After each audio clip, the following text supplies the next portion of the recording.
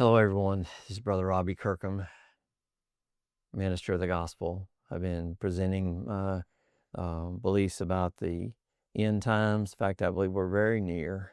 If we're not in the tribulation, then it's coming up very soon.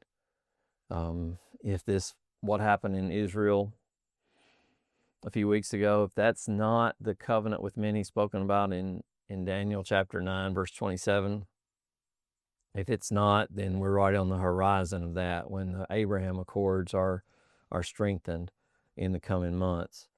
So we are near the very end times, which means that the events that are spoken about in Revelation, if there's not a pre-tribulation rapture, and I'm not sure if there will be or not, then that means that we will be here for these events.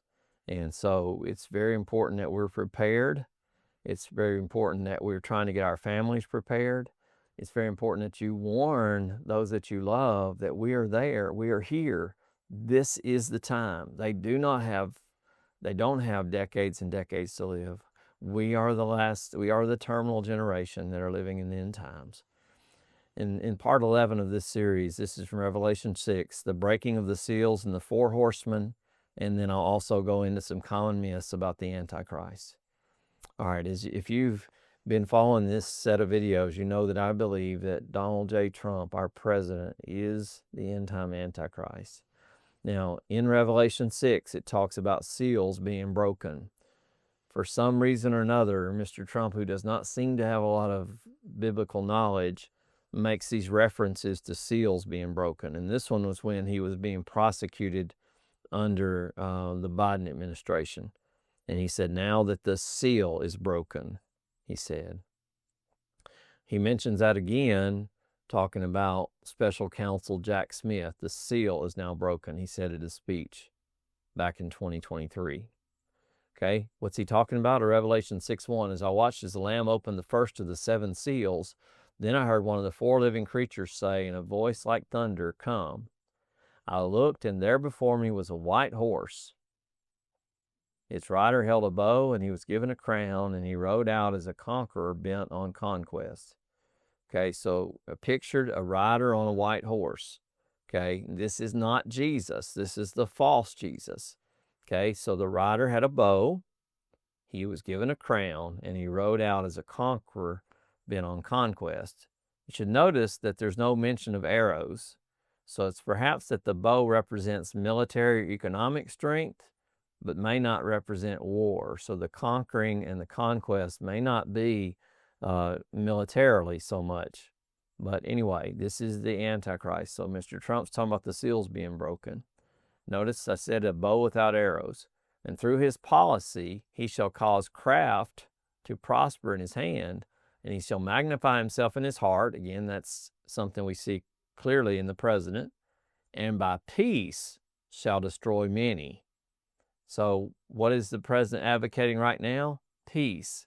Remember, when they say peace and safety, peace and security, then sudden destruction shall come. So he's now conquering by peace the bow without arrows. All right, now, remember the rider in Revelation is pictured on a white horse. This is another one of Mr. Trump's trading cards, which shows him as the rider on a white horse. Okay, when he went to Saudi Arabia back a few months ago, he was escorted by a bunch of white horses. Meanwhile, he rode in the beast. So they take his limousine wherever he goes. They take it overseas. They carry it on the airplane. So we see his beast being escorted by white horses. Robert F. Kennedy Jr., at his swearing in, he said, I prayed to end the childhood chronic disease epidemic. God sent me President Trump.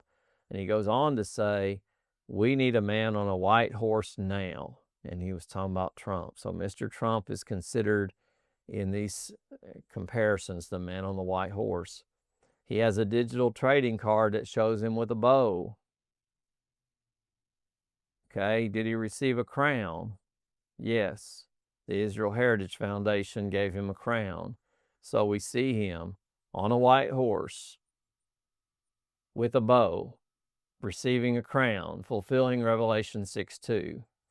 Now the second seal, the second horseman of the apocalypse. And when he had opened the second seal, I heard the second beast say, come and see. And there went out another horse that was red, and power was given to him that sat thereon to take peace from the earth, that they should kill one another. And there was given unto him a great sword. Okay, if you're going to take peace from the earth, that must mean that there was peace on the earth. So who's bringing peace on the earth right now? The president. He's the rider on the white horse. Okay, but the second rider is taking peace from the earth. He's been given a great sword, and people will kill one another. So after the peace, I don't know how long it's going to last, war is next. Does Mr. Trump picture himself with a great sword? Yes, he does. Here's another digital trading card. Notice he's taking down the fiery arrows as if he's God's warrior. Okay, so he's given a great sword. We see the second horse of the apocalypse fulfilled. What about the third seal? I heard the third beast say, "Come and see," and beheld a black horse, and he that sat on him had a pair of balances in his hand. So the rider on the third horse of Revelation, the black horse, is pictured as holding a pair of scales or balances in his hand. Wow. I'm sure all these things are just coincidences, you think? Revelation 6:8, I looked, and behold, a pale horse, and his name that sat on him was Death, and hell followed with him. Power is given unto them over the fourth part of the earth to kill with sword, and with hunger, and with death, and with the beasts of the earth. We find out that the sum total of Horsemen 2 through 4 of the apocalypse is that a fourth of the population of earth perishes. It's a terrible thought. I believe that is in the future, in the years to come. Okay, what about that pale horse? That word pale can also mean ashen. Some have said it means green, but pale or ashen is probably the best description. Is that an ashen horse? I'll let you be the judge. Now, some quick myths. Here's a myth that you may have heard. Some popular Bible teachers promote that the Antichrist is a homosexual. And they do that because of a misunderstanding of Daniel 11:37. And here it comes. Daniel 11:37 from the King James says, "Neither shall he regard the God of the Antichrist, neither shall he regard the God of his fathers, nor the desire of women, nor regard any God, for he shall magnify himself above all." Notice the context. He shall not regard the God of his fathers, nor regard any God. Okay? So some have said this, nor the desire of women, means that he'll have no desire for women, or he'll ignore the desire of women, making him homosexual. But that's not the context. It's talking about that he will not acknowledge any gods. He'll magnify himself above all gods. But when we look at a couple of other translations, we clearly see what this is talking about. Daniel 11:37, the English Standard Version. He shall pay no attention to the gods of his fathers, or to the one beloved by women. He shall not pay attention to any other God, for he shall magnify himself above all. And how about the New Living Translation? He'll have no respect for the gods of his ancestors, or for the God loved by women, or for any other God, for he will boast that he is greater than them all. Do you see? It's not saying he's a homosexual at all. Just to the contrary, because he's like King Solomon, both have the number 666, he's actually going to be a womanizer instead. Myth number 2, the Antichrist will be loved by everyone. That's the most common one.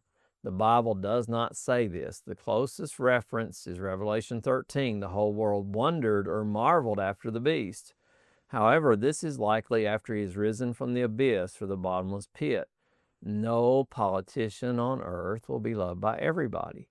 I will say this, however, that Mr. Trump is very much loved in many places, that he's brought peace. He's very revered in very many places. In fact, he's probably revered in most of the world more than he is in the United States. But in any case, once he's resurrected from the dead, of course, then people will wonder after him. But the Bible does not say everyone will love him. As I mentioned, the scripture's there. See it? Now, myth number 3, the Bible does not say the Antichrist must be from Europe or Assyria, or that he must be Jewish. It does, however, suggest he must be of Roman ancestry and likely Assyrian ancestry. Okay? Now, I say that he must be a Roman because it says, the prince of the people who come shall destroy the city and the sanctuary. The Romans destroyed the city and sanctuary, so the prince who is to come will be Roman. Okay? All right? Now, the United States, I believe, is the last day fulfillment of the Roman Empire. Okay? But there's more to it than that. Talking about the Assyrian, that's from Micah chapter 5. It says, and this one, meaning the true Messiah, will be our peace when the Assyrian comes into our land. Okay, so that's suggesting the Antichrist will be Assyrian. Okay, is there a place where people of Assyrian and Roman heritage have mixed? And in fact, there is. It's the ancient German city of Trier. Okay, Trier was founded by Trebeta, a son of the famous Assyrian king Ninus. Okay. Now, Trier also happens to be very near Donald Trump's paternal ancestral home of Karlstad, and is likely a mixing pot for Assyrian and Roman descent. Trier was called the Rome of the North. Several Roman emperors held their residence in Trier. Okay, so Trier was founded by the Assyrians, and then it's home to Roman emperors, so it became a mixing pot for their blood. And then Mr. Trump's ancestral home is in that region, so he likely has Roman and Assyrian blood. Okay. Myth number 4, the U.S. is not found in the Bible. That is flatly false. The U.S. is the fourth kingdom of Daniel 7, along with our allies, the continuation of the Roman Empire.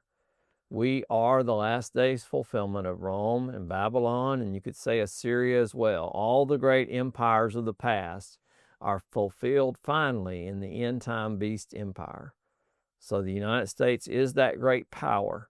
We are the beast of Daniel 7, the most powerful empire in world history, the most powerful military in world history. The beast is the king of the north, or North America, who comes from the west. So you see these myths put to rest. So the Bible does not say the Antichrist is a homosexual. It does not say he'll be loved by everyone. It does not say he must come from Europe.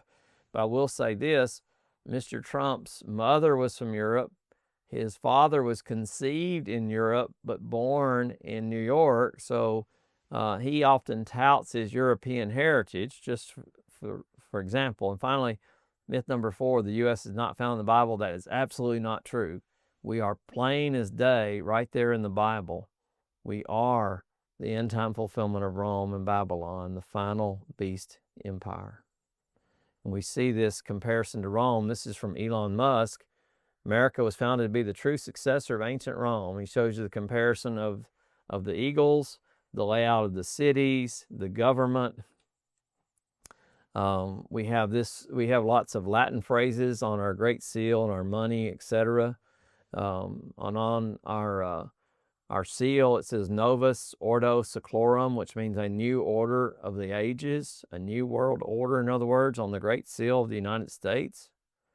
How about Washington, D.C.? Well, it was patterned after Rome, with a lot of classical architecture from the Roman Empire.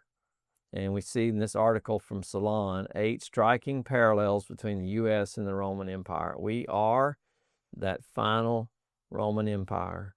And that empire went from a republic to an empire when Julius Caesar moved to take over. He moved to become, quote unquote, a dictator. And this may be hard for people to hear, but that is what we're seeing here in the United States. The president's consolidating more and more power. He called the generals and the admirals in and made sure they understood that they reported to him, that their loyalty was to him, and that they need to focus at times on the enemy within. So all that's coming to pass. So thank you for listening to this. Again, we are at the end. We are at the end. Please don't be deceived. Please keep your eyes on Jesus. Thank you.